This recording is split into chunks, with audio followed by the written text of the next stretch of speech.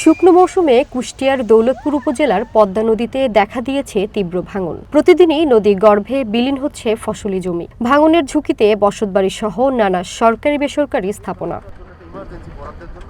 কৃষিপ্রধান অঞ্চলটির শত শত বিঘা ফসলি জমি ইতিমধ্যেই বিলীন হয়েছে নদীগর্ভে। শেষ সম্বলটুকু হারানোর ভয়ে চরম আতঙ্ক আর অনিশ্চয়তার মধ্যে দিন পার করছেন নদীপাড়ের বাসিন্দারা। 1-150 বিঘা জমি প্রায় নদীতে চলে গেছে, এখনো প্রতিনিয়ত একভাবে ভাঙতেছে।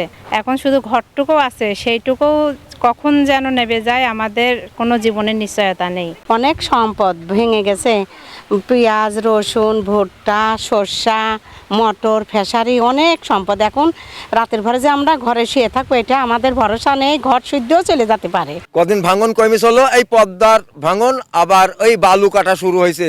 200-400 নৌকা আসছে, এই বালু কাটাও শুরু হয়েছে, আবার ভাঙনও শুরু হয়েছে। এদিকে পদ্মার শাখা নদী গড়াইয়েও অসময়ে দেখা দিয়েছে ভাঙন। কুমারখালী উপজেলার তেলবাড়িয়া থেকে আগ্রাকুণ্ড পর্যন্ত 1 কিলোমিটার নদীর তীর পড়েছে ভাঙনের কবলে। ইতিমধ্যে বেশ কিছু কৃষিজমি নদীগর্ভে বিলীন হয়েছে। হুমকির মুখে রয়েছে বসতবাড়ি সহ বেশ কিছু স্থাপনা। ভাঙন রোধে দ্রুত কার্যকরী পদক্ষেপ নেওয়ার দাবি স্থানীয়দের। শতখানেক আমাদের বসত ঘর আছে, ভাঙতে ভাঙতে নদীর গর্ভে চলে যায়। আমরা সাওয়াল পাল নিয়ে বউ বাচ্চা নিয়ে কোথায় বসবাস করব, আমরা এখন অনেক চিন্তায় আছি। রাত্রি শুয়ে থাকি সলপাল নিয়ে, আমার খুব ভয় করে, ক্যামেরাই ভাঙতেছে, আমরা কোথায় যাব?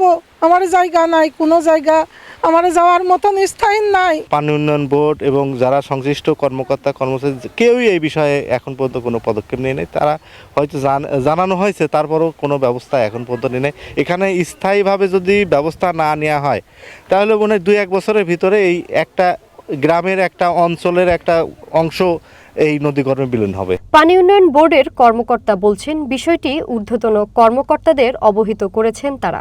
অনুমতি পেলে স্থায়ীভাবে ভাঙন রোধে প্রয়োজনীয় ব্যবস্থা নেওয়া হবে।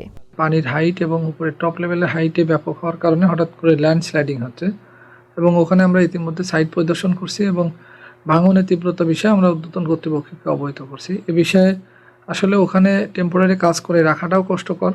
এই জন্য আমরা ওখানে স্থায়ী প্রতিরক্ষামূলক কাজ বাস্তবায়ন করার জন্য ইতিমধ্যে IWM কর্তৃক একটা ফিজিবিলিটি স্টাডি সম্পন্ন হয়েছে। আমরা দ্রুত সময় সেখানে ডিপিপি দাখিল করে আমরা স্থায়ী প্রতিরক্ষামূলক কাজের ব্যবস্থা গ্রহণ করব। শুধু আশ্বাস নয়, নদী ভাঙন রোধে দ্রুত প্রয়োজনীয় ব্যবস্থা নেবে সংশ্লিষ্ট কর্তৃপক্ষ, এমনটাই প্রত্যাশা নদীপাড়ের এসব মানুষের। ভৌমি সারথী, ওয়ান ন্যাশনাল ডেস্ক।